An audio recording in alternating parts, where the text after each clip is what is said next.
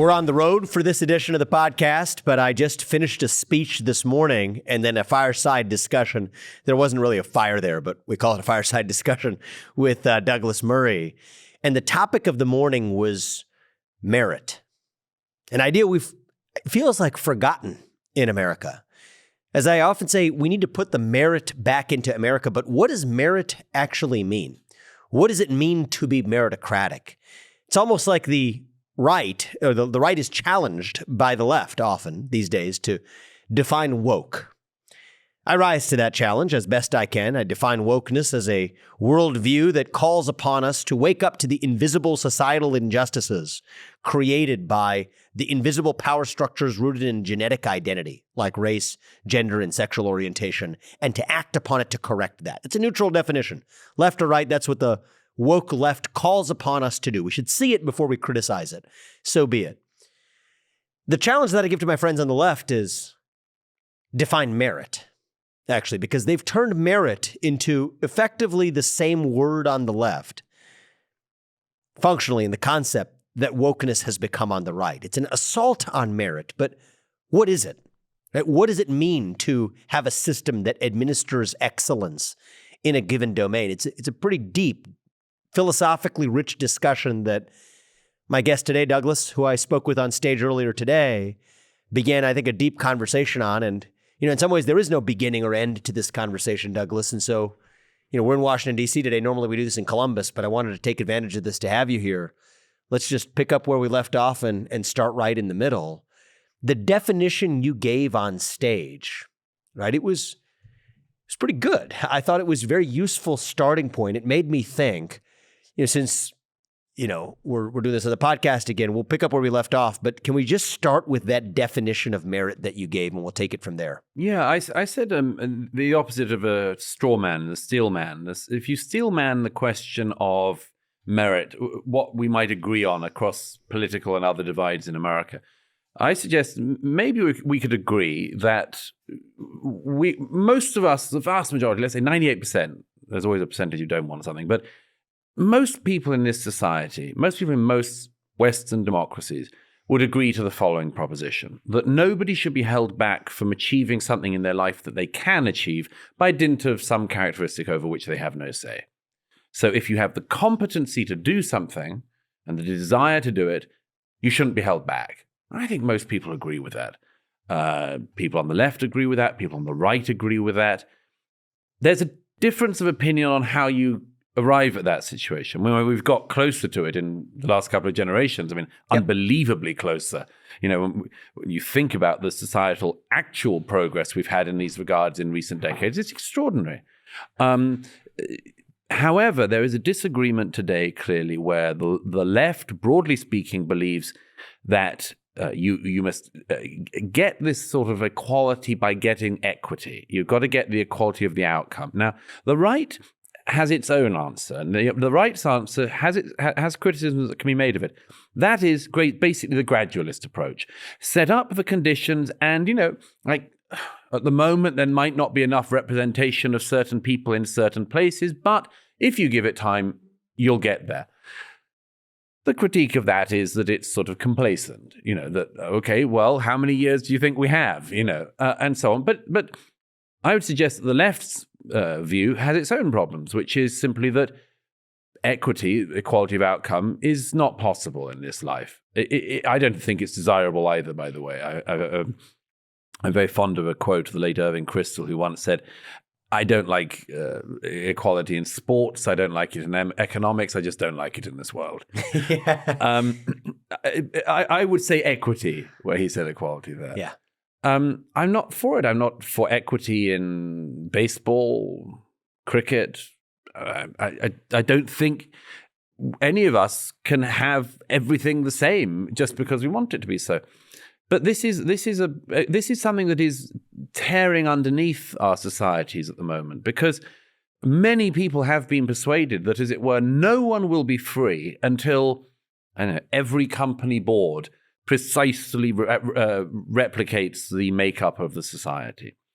And as I mentioned when we were talking earlier today, it's very striking that this is only the case with like high status jobs. It's Hollywood. It's boards.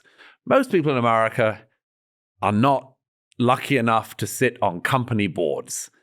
Most people do not have high status jobs. And there's something very telling about the fact that we sort of have this obsessive discussion about, Harvard admissions and like absolutely the elite of the elite institutions. And that's right in many ways. But we don't think the same thing should be applied in lower status jobs.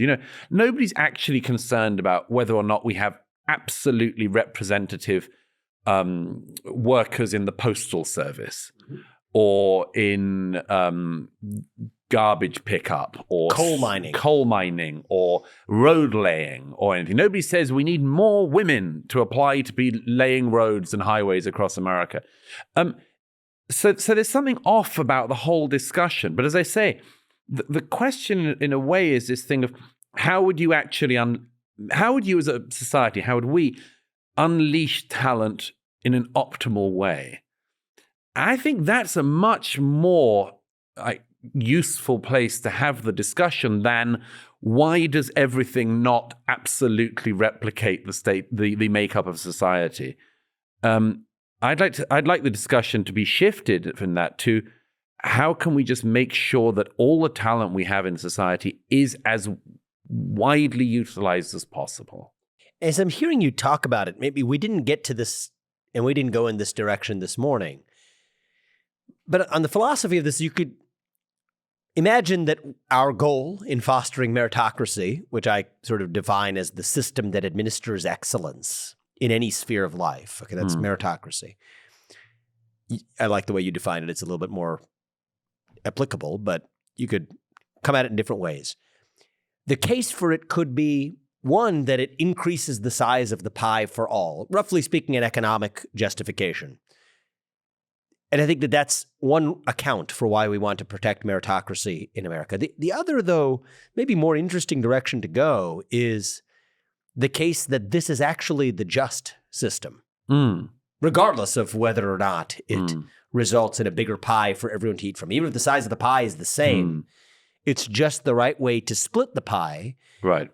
Because any other system would be necessarily unjust. That equity is inherently unjust if it is requiring us to take actions that pass determinations on people that constrain them from achieving their truest potential. That there's something fundamentally just about letting a free bird roam free and fly wherever it may. Which of those moves you more? Well, the first thing is that it's unwise economically and morally to, for instance, demoralize anyone in the population by saying you can't achieve something because of who you are.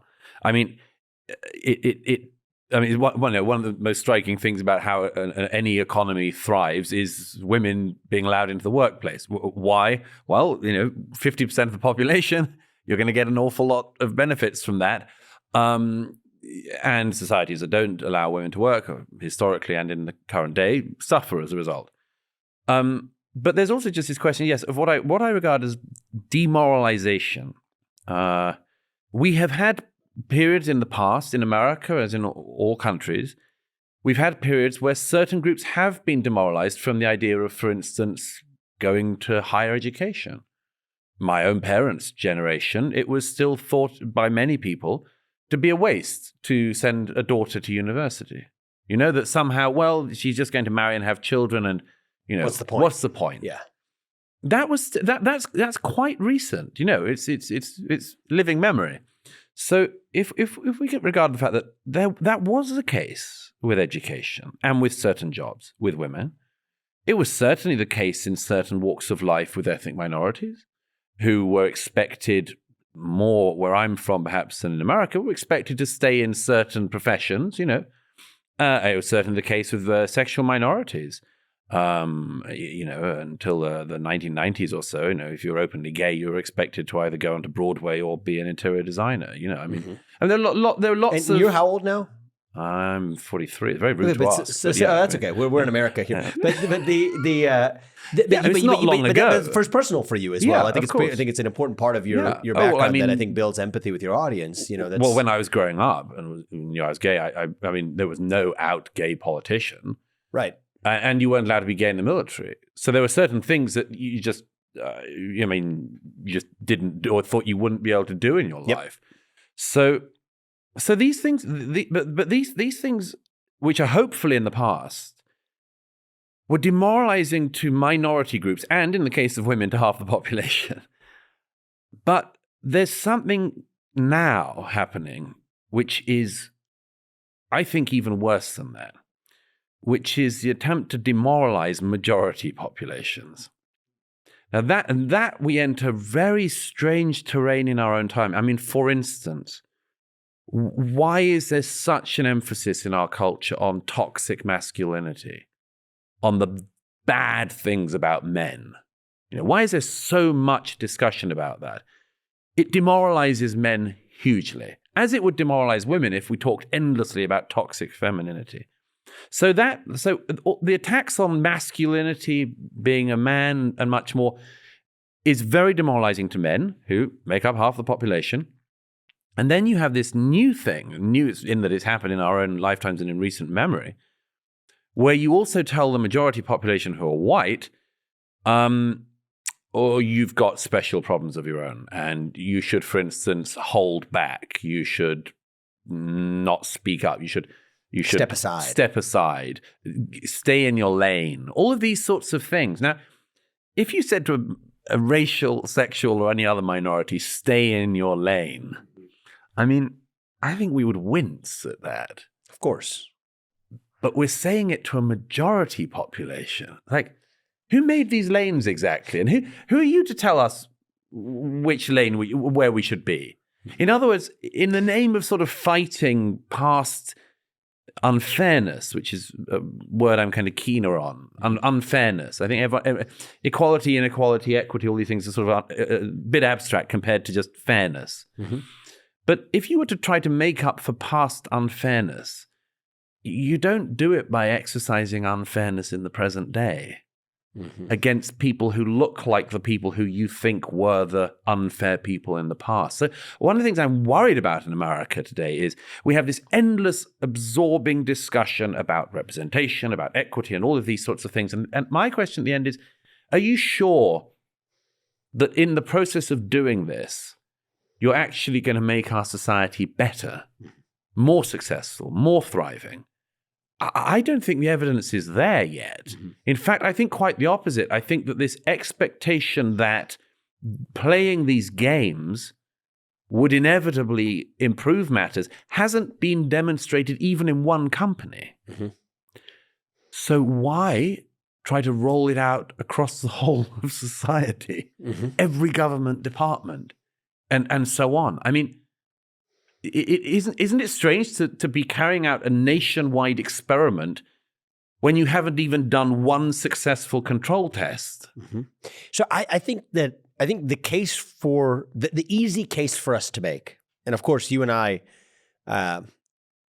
agree on this, but nonetheless, the easy case for us to make is that not only does it not make society overall better off, but even if you apply a sort of John Rawlsian difference principle or whatever, roughly speaking, that we should organize a society's affairs based on what helps those who are worst off. Mm-hmm.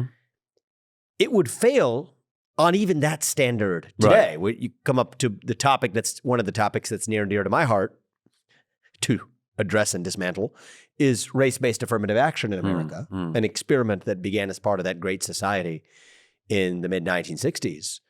Black Americans are palpably worse off economically and on other metrics, family formation, two-parent households that children are born into, like drastically worse off today than they were in the 1960s, directly as a consequence of sort of becoming addicted to this form of, and being sort of duped and shackled, dare I say, by these modalities that were designed to help them. So it fails that even more stringent test. But because we agree with each other, I feel some sense of obligation to air what someone who disagreed with us might say if they were here. Okay, so that's not the right way to correct for that historical injustice. What is? And that was what you also posed as the question that we're asked of the right. But I think if we're getting to the meat of the matter, I think let's get real here about what our actual preferences are. Suppose we live in a world where we never can actually correct for that injustice. What if the answer to that question, part of the reason the right hasn't come up, the conservative movement or whatever, have come up with an answer to that question, is that there is no such thing as an answer to that question.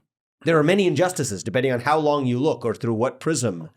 And that the question of correcting for injustice itself on a false premise, I think it's not intellectual laziness or dullness or coldness that causes many conservatives to lack an answer to that question. It may be the fact that is an unanswerable question itself, and somehow in some philosophical sense, forward is the only way to go. And there is no beyond a reasonable look back period, a period behind which you ought look. Yeah. What's your reaction to that? Well, first of all, I mean, the idea of making up for historic injustice is a very ropey bit of moral terrain. I wrote about this a couple of books ago in The Madness of Crowds, but Madness of Crowds already a couple books ago? Yeah. What came in between? What came after? The War in the West. War in the West was after. Oh, okay. But The Madness of Crowds, I addressed this question of historic restitution because at this stage, for instance, in a country like America, we're not in the position where somebody who has done a wrong can ask forgiveness even, let alone make up for things to a person who was wronged. Mm-hmm. We're in a situation of somebody who looks like a person who did a wrong historically making restitution to somebody who looks like a person to whom a wrong was done. Yeah. Who's not, I like the way you phrase it, because not even the descendant of. They're not even necessarily the descendant of. Yeah. You may have seen, it was quite amusing to me the other day, the former Black Panther, Angela Davis, discovering on television genealogy show, discovering that she was descended from one of the people who came over on the Mayflower. She was absolutely horrified. I mean, you couldn't have upset her more if you'd tried. Because here is a woman who has made her hustle of demanding reparations and much more. Turns out I don't know, maybe she should take money out of her left pocket and put it into her right pocket. I don't know. She's got to give and take in this situation. It just highlights the absurdity of what we've actually been caught up in talking about. And remember, it's not abstract. You know, San Francisco is discussing this in real terms at the moment. Oh, really? Yeah, this is not a joke. Absolutely. Actual distribution of money to people who look like people to whom a wrong was done. I have quite a lot of views on that. But anyway, the point is that whole terrain of who gets the right to apologize and who gets the right to accept the apology is, in moral philosophy, pretty much agreed. You cannot do it on anyone else's behalf. You can't ask for the forgiveness. You can't give the forgiveness. And there's a great book by Simon Wiesenthal on that, which I recommend to anyone interested, called The Sunflower. But that's the sort of the problem with that. In a way, of course, it's the wrong question to be asking, because you don't want to blithely pass by historic injustice, but nor do you want to get caught up on it, particularly if, as I say, it's effectively unsolvable. Mm-hmm. And I say unsolvable because everybody could play the game. And it is a kind of game at this stage. I mean, I was saying recently somewhere that if you want to get into the slavery thing, you got to address the fact that 1 million white Europeans were taken from Britain and southern Europe by Barbary pirates and sold into slavery in Africa. Is that true? Yeah.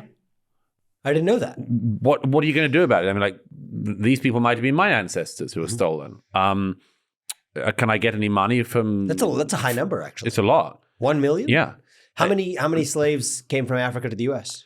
It's thought, I think the transatlantic slave trade is thought to be up to 11 million, maybe just 12. 10% maybe of that. 12, yeah. And a much larger number, perhaps 18 million, were taken east from Africa in the Arab slave trade, which ran much longer. And the interesting thing about that is... The Arab slave trade had more traffic. Yes. From Africa. From Africa, sold by Africans to Arabs. Interesting. And you know why we don't hear anything about it? I haven't heard because it was actually genocidal. they castrated all of the men. Yes. So there are no descendants. What was their objective in doing that? Just so to get the men, use them as labor, and make sure they didn't have children. Oh, because they didn't want. They didn't want them to have children, and they thought they were inferior anyway. And in fact, it's one of the reasons why in the Middle East today, the word in Arabic for black is the same as the word for slave, abid or abid in the plural. Oh, it is. Oh, yeah. I know that word. I didn't know that it was the word for slave. It means slave. So in current modern-day Saudi Arabia, they will still refer to a black person using the word that means slave.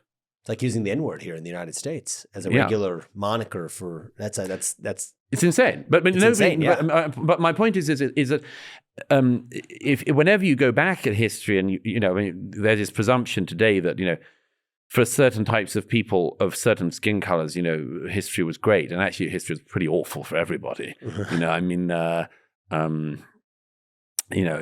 the country I'm from, the UK, if you worked in the mill towns of the north of England, your average life expectancy in the 19th century was 37. So it wasn't a great life. It wasn't great for slaves either. It wasn't great for anyone. And there are degrees of not greatness, for sure. But do you want to spend your time raking that over, reopening wounds and crying about your hurt? Or do you want to try to solve something in the current day? I would, and it's not because I want to cover anything over or anything like that. I just would rather that we focus on this question of how can we try to make it work better today. And this is a bit of a long-winded answer, but let me just very quickly answer the second part of that, which is this issue of the situation not improving in the way we hoped it might have done in America in recent decades for certain minority groups. Heather McDonald has a very interesting observation on this. She says that she thinks that much of the current angst on the left in America comes from a recognition that the situation for American blacks since the 1960s has not improved to the extent they expected it to. Well, it's actually gotten much worse. And so there's like a whole hell of questions underneath that.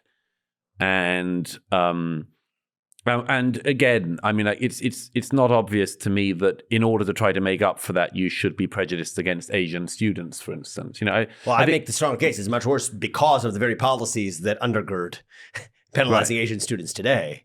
I think that's not been good for anybody, including the black community. But I think the question I think we have to, I think you and I are both, quote unquote, admitting, but I think it's worth airing, right? I'm all about suppressing, smoking out suppressed premises on the left. Let's smoke out our own. Is that it's not just that we think that, well, the right way to correct for historical inequity is not certainly by replicating the patterns of discrimination or demoralization, as you put it. I think demoralization is a better word because discrimination is too narrow to describe what's actually happening. So that's a better word you've, I think, found. It's closer to the target. But it is that the project itself can't be done.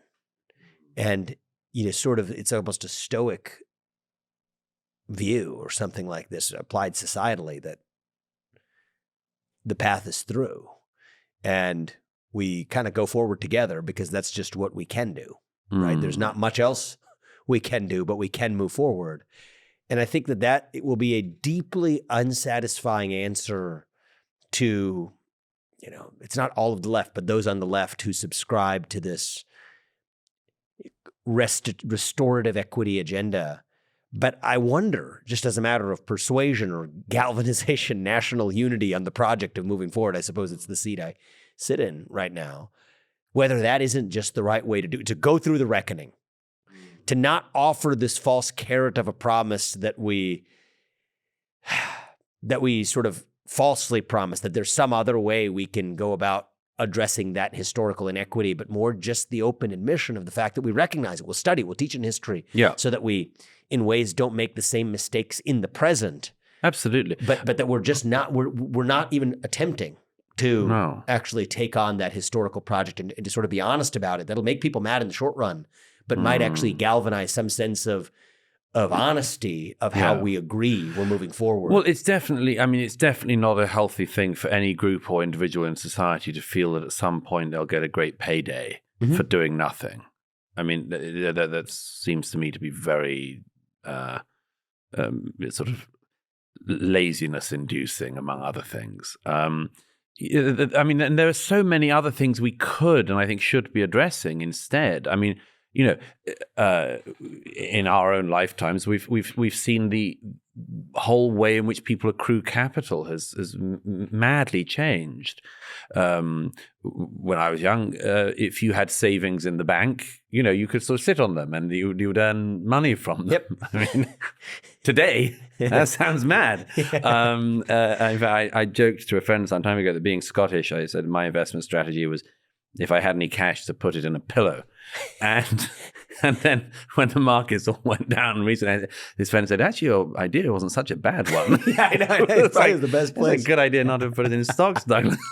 Yeah. But think of the way in which the accruing capital, for instance. I mean, I've said to you before, but I mean, it's not inevitable that you create a generation of capitalists if you have a generation who cannot accrue capital. What do you do with the inability of young people to get onto the housing ladder in many democracies at the moment? These are real world issues which will have the biggest effects on people's lives. Because if you can't accrue capital and you can't get a house, you're not going to start a family. All sorts of other things are in the air. Why don't we spend as much time talking about that as we do on the other things? I would argue because we've effectively been distracted by this unwinnable game. Marie Antoinette was famously alleged to have said, "Let them eat cake" of the crowds. I think many of our politicians in the current age, of left and right, have effectively said, "Let them eat identity politics," because it's something that will keep them preoccupied. We know it can't be won. We know it's unsolvable. Let's give them a totally unsolvable game to play so that they don't notice all of these other things that are going on.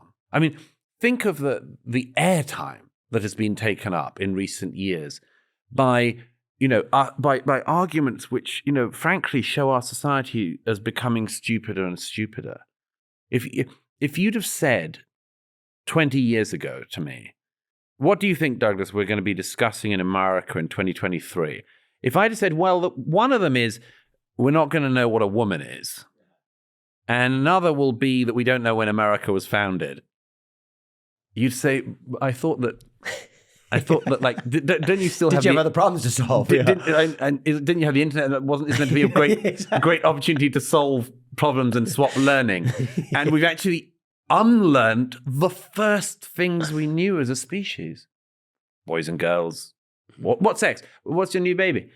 Oh, no way to tell.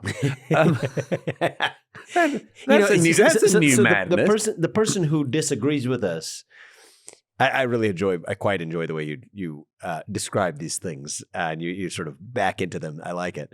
The response would be, it's a tired refrain, but let's air it, which is that, well, yes, exactly. You conservatives are just making this stuff up, right? It's a distraction from solving the real problems. And why are you guys so obsessed with gender identity, with race, with wokeism? Why is that something that every Republican politician? I mean, you hear this stuff, right? Yeah, of course.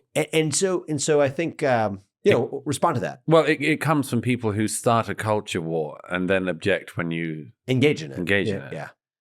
I mean, one of my favorite awakening moments was my friend Joe Rogan some years ago realized the gender thing was a problem because there was a trans, he does MMA fighting. There was a trans MMA fighter who was just beating the hell out of women and winning.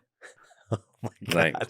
That's more crass than the swimming case, right. No, the swimming is quite an easy one. Was this hypothetical or you think this happened? Oh, really? Oh, yeah. Oh my God.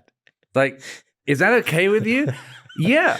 What have you got? What's the problem you have with this big guy beating the hell out of women? What bigot? I mean, it's I don't know why I'm laughing because it's not funny. It's crazy, but it's nutty. Yeah. And so people, and again, I mean, even on the less harmful ones comparatively, some young woman spends her life training to be a swimmer, and then a big dude with shoulders jumps into the pool and says he feels kind of feminine whenever he gets into a pool. I don't know. I mean, I didn't start that. I didn't make that up. It's just, and I'm not. No, but I think the basic request is ignore it. Is ignore it. Don't just let it happen. Don't allow the female athletes to be knocked off the field. Allow the end of women's sports. And if you're even interested in it, we'll kind of cast aspersions on you and suggest that there's something bigoted going on. Mm-hmm. So no, I mean, people who start culture wars in order to completely destroy our collective mind, which is what they're doing. As I say, 20 years ago, it was not hard to say what a woman is. Today, you can't even get a nominee for the Supreme Court to say what a woman is. Everyone has their thing to say about somebody being non-binary or transgender. What's a transgender person? Oh, that's easy to answer. What's a woman? Impossible conundrum. So these are primarily not actually things that the right started. But of course, people are going to respond to them. But again, what if this is all coming about in part because there are much bigger and deeper problems in our society that we don't have an answer to? I mean, and I include myself on some of those. I mean, like, we have runaway inflation. I've got some, view of how you solve it, but for all of us, it's kind of easier to get distracted by the other stuff because underneath us are these big problems. I have an economist friend who said to me years ago that the only job of politicians is to make sure the economy doesn't go wrong. And I remember saying to him, well, you would say that because you're an economist, but in the years since, I've thought, actually, there's a big job. It's a big job for sure.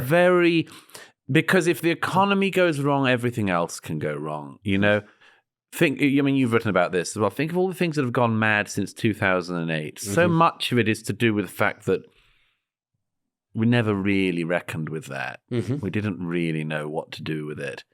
That was the essence of Woke Inc., actually, and I think that's why I partially find your Deflection account appealing, right? As a way to, woke smoke or whatever it is, right? It's a deflection tactic, and it can definitely help both sides, as it were. I'm totally open to that. That conservatives can be as guilty of that as the left. Mm-hmm. Mm-hmm. Now, I want to go back to this intuition, though, that you're supposed to stand by and watch, because I think that's the base expectation. You just sort of put your finger of what's going on in the ether.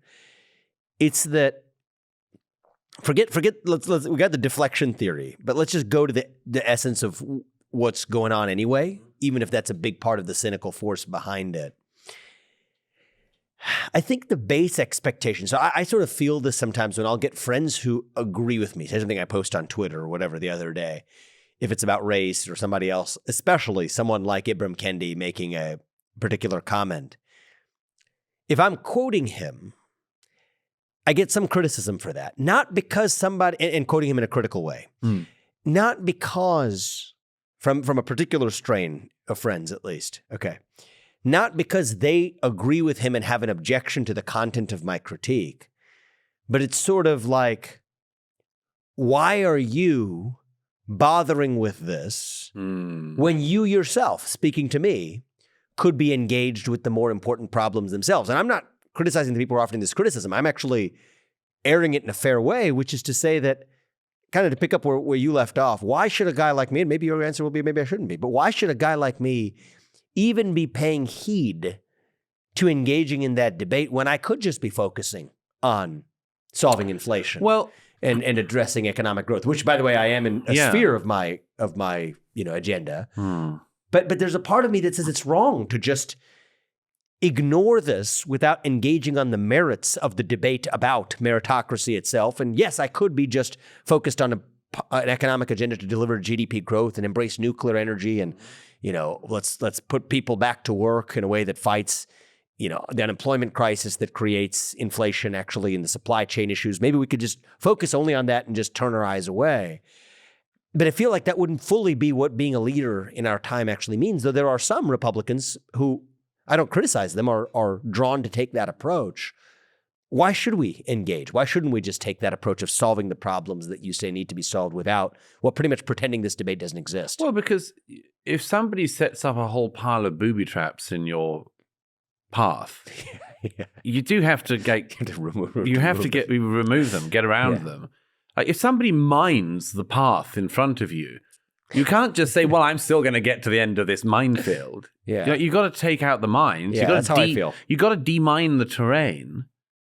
And our era has produced quite a lot of people who have done nothing constructive, but have put a whole pile of mines in front of us, of the kind that mean that certain of your friends will say, I can't believe you're interested in this mine, and why don't you find a way around it? And I go, well, I'd love to. That's what they say, find your way around it. Yeah, exactly. I'd love to. It's just that, it's in my path. Mm-hmm. And I'm afraid that, all of us have to make our own decisions on the way in which we use our energies. My own belief is that you just have to clear some of this stuff out of the way for other people or for yourself. But the end of the path has to be remembered as well and kept in sight. And the end of the path has to be, and this is something I brought up toward the end of our discussion this morning, but the end of the path, to my mind, it is to pose the following question. If all of these mines were taken away, and you didn't have to concentrate on all of the booby traps set down by Kendi and others, if they were all taken away, what would you be doing with your life? How would you be using your time best? What would be the dream you would be pursuing? Now, those are the good questions. Yes. Okay? And those are the questions which we need to keep in mind, and we definitely need to address more. But we have to somehow find a way of doing it that frees people of this terrible set of traps we've put in their way. As I say, there have been times in the past, most of the past, in most places and in many places in the current day, where the situation you're born in would be the single defining factor in your life. Yes. And there was no way out. I often think that there's a great line in the 5th season of The Wire when one of the boys says to the boxing coach, how do you get, he says, there's a whole world out there. And the boy says to the coach, how do you get there? And the coach says, I don't know. And it's a heartbreaking scene. But you want people not to be limited by whatever it is they've been born into if they have the aptitude to pursue whatever the thing is that they're good at. People often say you should pursue your dreams, but another way of doing it is you should pursue what you've discovered you're good at, and you should work really hard at that. Now that's good life advice to people, but say to them, there's no point because the whole system's rigged, and you won't get anywhere. Well, that's the view of a very bitter cynic, or somebody living in a society which is genuinely unpleasant to live in. And we don't live in such a society. I mean, God knows there are enough critiques we can make of America as it is, but it remains the best society on earth that I know of that allows people to get on that bus and get out of town. I mean, I spent a lot of my life traveling all over the world, and I can't think of a society where that opportunity is more. That's not to say, as I said, it's there for everyone in America, or that we couldn't do better. Or a time in history where that was more true either, or even a in time America. in history. I mean, take another one from that, which always strikes me. Wherever you go in the world now, if you meet a really smart young person, doesn't matter which continent, which country they're in, they can be at the forefront of the discoveries of their time. I mean, it's an amazing thing. I mean, I've seen it myself. You speak to someone, you realize, oh my gosh, that's exactly what we're talking about in New York, or that's exactly what we're talking about in London. And I'm here in this far-flung place but yeah, you've got the opportunity to do that. This is amazing. Like, we could solve so many problems if we put our collective talents and minds to solving specific problems. And we have a lot of problems to solve. That account you just gave, it does put some pressure on your earlier diagnosis that, and maybe there's not one diagnosis, right? There's no such thing as a single source for a complex cultural phenomenon, but it suggests to me that there's more than just the deflection game going on. Because on this version of it, it's a different paradox where it is precisely at a moment in human history, certainly in American history, when we have made so much progress, when we have solved the problems that allowed us to change life expectancy from 37 to 73, that we discover these booby traps, as you call them. And it suggests to me that it's not so much in this view of the world that we're deflecting against all of these great problems that we face. I mean, inflation in America, as bad as it is, let's be honest, is different than the bubonic plague or whatever, right? We've been through World War II. We've been through worse. It's that actually it makes me think about the root cause, and this is closer to where some of my descriptions have been, but it's closer to the root cause being not in spite of the fact that we achieved close to the pinnacle of what we had, but precisely because we almost achieved the pinnacle of what we could have ever wanted, that makes us want to apologize for that in some way, that it's some more native instinct in our psyche that makes us have the need almost to have something to apologize for. Might that be closer to the flame than even the deflection account? That's I mean, it's possible. Some people think that historically speaking, the point we're at is particular because we're at that point where instead of focusing on making and creating wealth, we're talking about distributing it. Mm-hmm. And that is a very big shift in a society's priorities.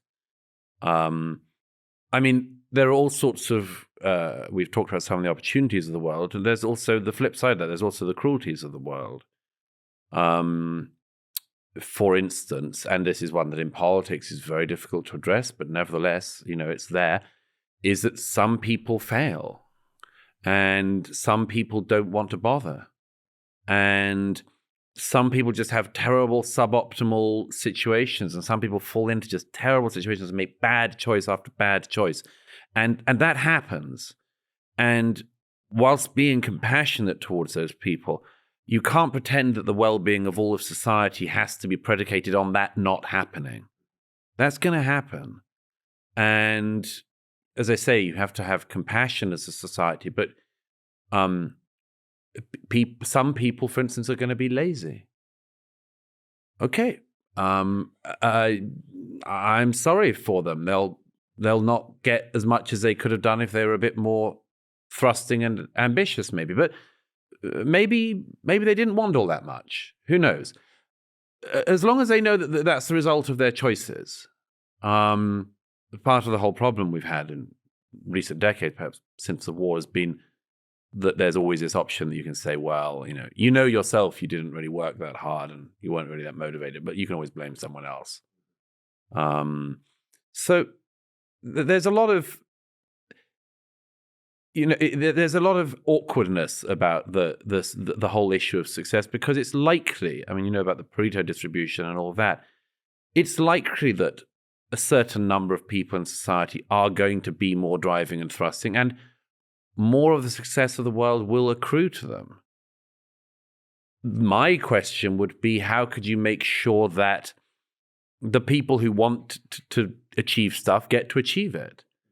And what should those things be? Like, what should we prioritize? What should we admire? I years ago had a very moving conversation with a sociologist friend who I said, what's the biggest change that's happened in your lifetime? He's now in his 80s. What's the biggest thing that's happened in your lifetime that's changed in relation to jobs in America? And he said, it's this, that he said, when I was growing up, a man who did a job, whatever the job was, it could be refuse collecting, it could be street sweeping, it could be whatever. But a man who did a job and provided for his dependents was a man of great worth and value and was admired. And that's not the case today. In fact, many people would think that guy was a schmuck. That's just changed. And if it's changed, it means it can change back as well. And one way to change that back, I'm pretty passionate about this one, is we should rely on people actually achieving things before we admire them. I mean, we have a very strange popular culture in America where, you know, there are people who are massively rich, who are massively admired, who have done massively nothing. Oh, yeah. And that's going to have an effect. I mean, I said to you earlier, isn't it interesting in our own lifetimes again that America has turned from a society that admired heroism to one that admires victimhood? Yeah. I mean, again, you've written about this, but that's a massive shift. Think of the moral change that occurs in a society between small, sometimes large acts of valor for which you do not expect to be congratulated, versus doing nothing and auditioning for pity And being celebrated. and being celebrated. See, That's I think a big shift. And I think that part of our way out. I mean, I'm interested in solutions to this cultural quagmire we're in. Feels to me less like a terrain with a bunch of booby traps and mines, but just a quagmire is really is visually the way I see it. Is anyway, our way through this quagmire is to draw a distinction between admiration and respect a little bit. So I actually think it's sort of coming at this from a completely different angle here. But if we're allowed to, if we create a society where people can achieve as much as they're going to achieve and accept that some people aren't going to achieve as much, recognize that that achievement ought not be the sole form of respect. Yes. It could be the axis for admiration. Yeah. Well, But that if we restore some sense of civic equality, let's say that, okay, you know, you're born with one set of talents. Someone else is born with a different set of talents. You both live in a society where you can both use your talents to the maximum extent, but the reality is money or other currencies or fame or whatever do get certain people more that everyone would wish to have if they could have it, but certain people are only going to get so far. That becomes okay against the backdrop of a society where we know with a rock solid foundation that you're still co-equal citizens in some way that matters. Well, that's been something which actually has been, ever since the founding of America, this has been a very live question because effectively what you see in the Declaration of Independence and the extraordinary men who wrote it is an attempt to incarnate a religious idea in a non-religious framework. Civic religion. It's like that. So the biblical thing is, of course, equality in the eyes of God. Yes. And that's incredibly important as a virtue of Western civilization. Yes. Equality in the eyes of God. That doesn't mean we're equal in our accomplishments, in our talents, in our looks, in our anything, in our singing voices. But it means that in the most fundamental way, we are absolutely equal. And it's an extraordinary gift, really, of the biblical tradition. But the founders and others, a sort of enlightenment project in a way, was how can we do this without the religious pretext? And in America, it came up with all men being created equal. By their creator, yeah. I mean, you effectively rely on the creator, but then you incarnate it in founding documents. If we agree on that, a lot of the pressure comes off other things. Like it does. We don't need to be the same in everything else. It's almost a fetishization of the everything else. Fetishization of green pieces of paper, actually. Right. Because the real action is with the equality in the eyes of God, which we can translate into civic equality as citizens. Right. If that's the stuff that matters, then why are you worshiping the number of green piece of paper or whatever other metric, units of fame, number of followers. Yeah. It doesn't matter. It doesn't artificial. matter. It's not fully artificial, but it's almost superficial in importance. It's superficial. Yeah. But I think that one of the things which people have not realized has gone on underneath our feet in more recent times has been the loss of that foundational, or the fear that that foundational virtue is being lost. That somehow inequality affects that sanctity of the individual. It's hard to do it without religious language, but something like that. You don't have to be allergic to religious language. That's okay. No, I know, but you're trying to be true to the founding framers' project, which is why they didn't abandon it totally. They didn't abandon it totally. And endowed by their creator shows up in that same Declaration of Independence. Right? And so... But it was in the backdrop. It was in the backdrop. It wasn't front and center. It was in the backdrop. But the central insight, of course, was simply something which... Again, I mean, as you know, I mean, that's not a common belief everywhere in the world. There are so many wonderful things about traveling in India, but one of the things that is disturbing to many Western people is people not being equal in the eyes of God, as it were. Actually, some people being less than, and by accident of birth, and it's sort of quite often horrifying to the West mind, simply because we assumed it was in the water everywhere. And it wasn't.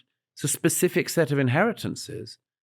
But I think there's a nervousness about this that's going on. And it's undoubtedly because, and again, I mean, I make it as an observation, neither decrying it nor praising it, but it's a result of coming apart from part of our roots.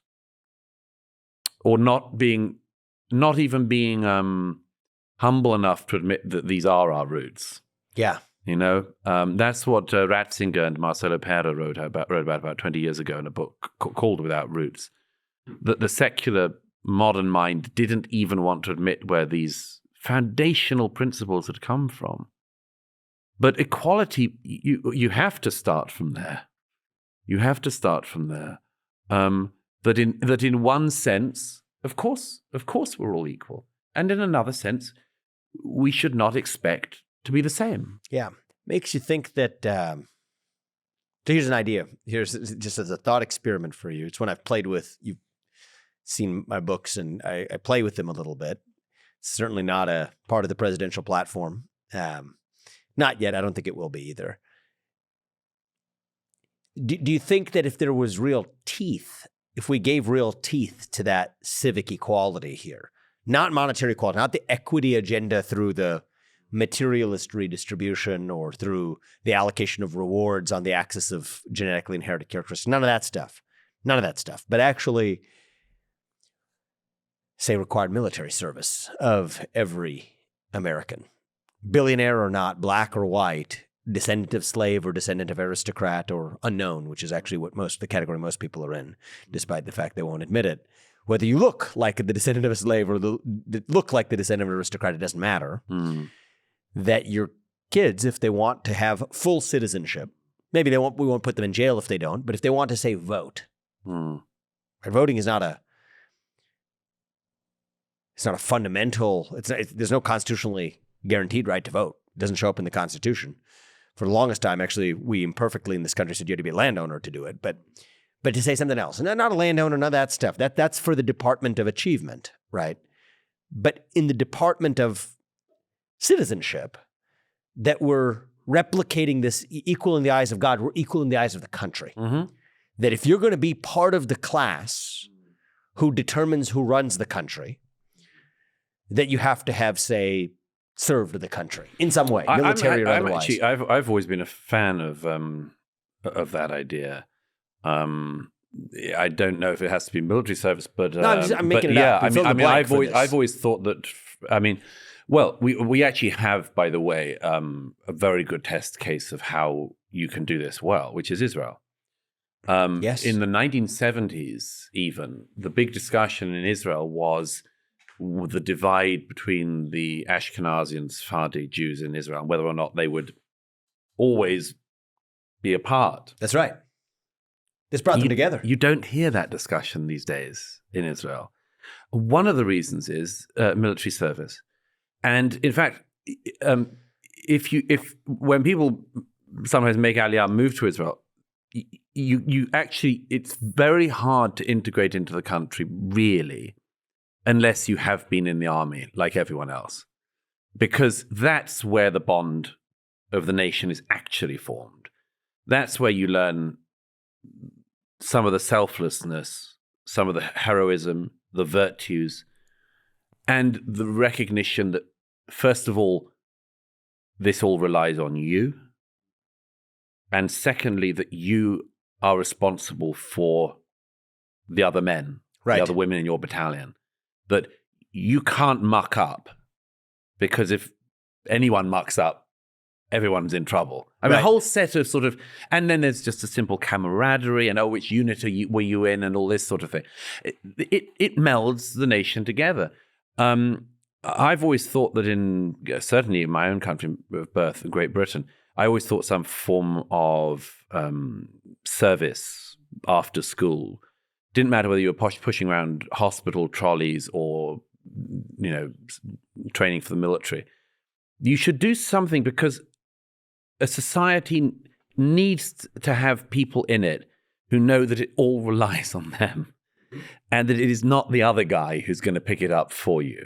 And even further, Douglas, I love that's the real meat of it. But even further, a nice side benefit is it satisfies that native impulse that's about equity. Right? It's not about equity of result, but equality, the sense that we have discharged our duty of giving real substance, real stuff to the otherwise ethereal idea, especially in a non-religious society. Then when God is even gone, and I can't say equal in the eyes of God, made in the image of God, where it then becomes this abstract secular notion that you think exists in some founding document somewhere. It's too ethereal. It's not real enough, versus giving that real teeth. I got to think that, for a certain percentage of people in this country, you're always going to be lost. But for most of us, even including those on the left that otherwise, bend the knee to wokeism or whatever, but mostly because they're unsure, that this sort of goes a good part of the distance to say that the civic equality is foundational, and then the rest is the details in the scheme of things.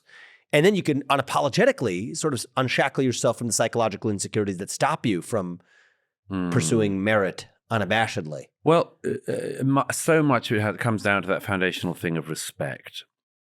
One of the reasons why what I just described and what you just described is certainly appealing to me is because young people, and young men in particular, very often the insecurities are about respect. Yeah. I have a friend who works with gang members in London, and she always says, very striking, these are people willing to stab other people or be stabbed themselves over ridiculous infringements of tiny bits of terrain that don't belong to them, sort of thing. And all of the infringements are always about respect. He didn't respect me. And none of it recognizes the fact that, but you haven't earned any respect. Mm-hmm. You've done nothing to earn any respect. Well, that's why they're so fragile. That's why they're willing to do terrible things.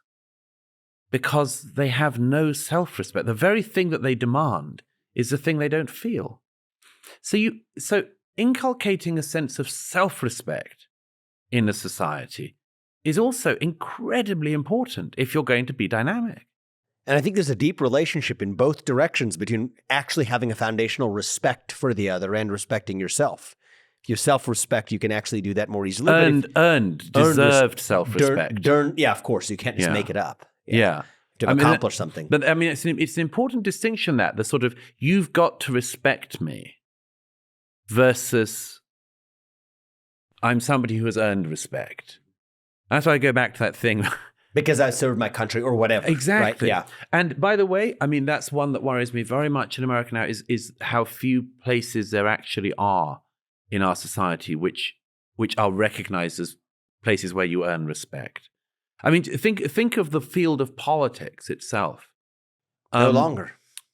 It's, I mean, the sort of, they're all in it for themselves, that's sort of very commonplace among the public to think that of politicians. The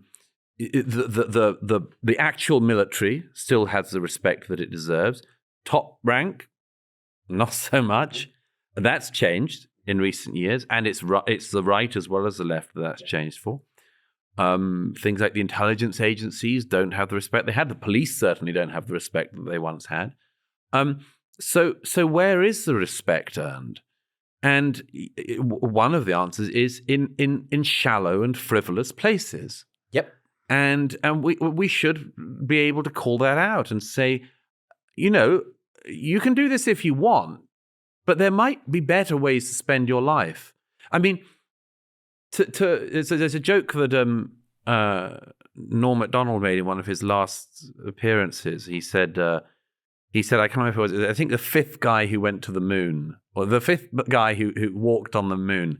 And he looked it up on some list online, and he says, I never even heard of this guy. He says, this guy went to the whole moon and back. He walked around the moon. Nobody knows who he is.